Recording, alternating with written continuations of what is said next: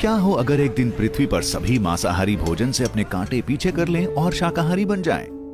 एक स्वस्थ जीवन शैली के लिए, जानवरों की पीड़ा कम करने के लिए या फिर ग्लोबल वार्मिंग से लड़ने के लिए सभी अगर अपना कारण ढूंढ लें, एक जूसी बर्गर को, एक फूले हुए नर्म ऑमलेट को या फिर चीजी पिज्जा को ना कहने का, आइसक्रीम भी नो नो लिस्ट में चली जाए, क्या शाकाहारी डाइट इस ग्रह को क्लाइमेट चेंज से बचा लेगी? क्या ये हमारी सेहत सुधारेगा? हमारे मवेशियों का क्या होगा?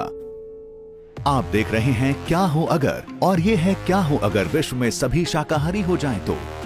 अकेले यूएस में 20 मिलियन शाकाहारी हैं। ये 2015 में शाकाहारी लोगों से 6 गुना ज्यादा है। मीट की जगह अब टोफू रेस्टोरेंट के मेन्यू को भर रहा है और सुपरमार्केट्स की शेल्फों पर डेयरी फ्री विकल्प अपनी जगह बना रहे हैं। एक समय पर खाने में जो जरूरी हुआ करती थी वो अब आम होती जा रही है। क्या आप जानते हैं जानवरों से मिलने वाले भोजन करीब 1/4 ग्रीन हाउस गैस को फैलाने के जिम्मेदार हैं? उसमें से ज्यादातर गायों से आता है। हर साल विश्व भर के मवेशियों की जनसंख्या कार्बन फुटप्रिंट छोड़ती है, जो विश्व की सारी कारों, ट्रेनों, जहाजों और विमानों से होने वाले कार्बन डाइऑक्साइड के फैलाव के बराबर होती है। रुकिए, मवेशी वास्तव में ग्लोबल वार्मिंग में कैसे सहयोग करते हैं? विश्व में लगभग 1.5 बिलियन गायें हैं और हर गाय करीब 120 किलो मीथेन गैस हर साल छोड़ती है। वातावरण परिवर्तन के पैमाने पर मीथेन गैस का नकारात्मक प्रभाव कार्बन डाइऑक्साइड से 23 गुना ज्यादा है। ऊपर से मवेशी इस ग्रह पर खेती की सारी जमीन का 2/3 हिस्सा इस्तेमाल करते हैं।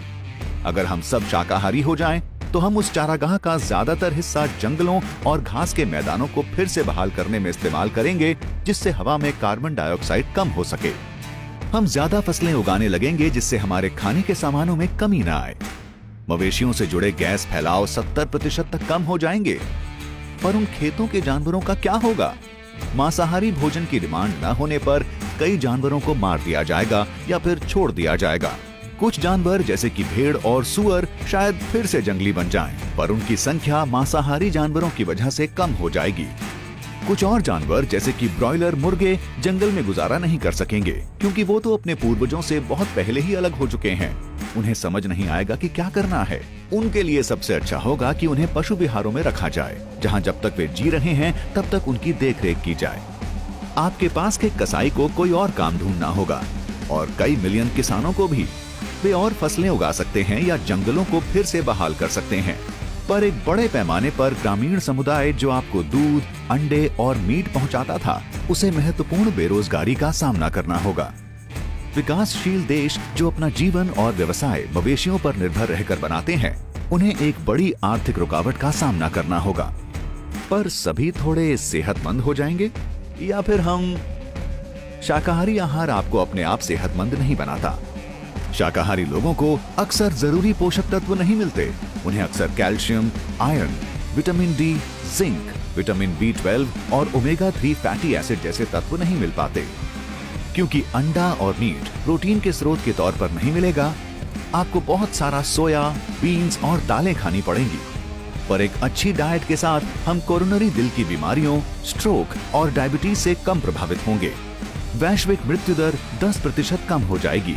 इसका मतलब हर साल 8 मिलियन कम मृत्यु होंगी और हेल्थ केयर और काम के दिनों पर हर साल $1 ट्रिलियन की बचत होगी।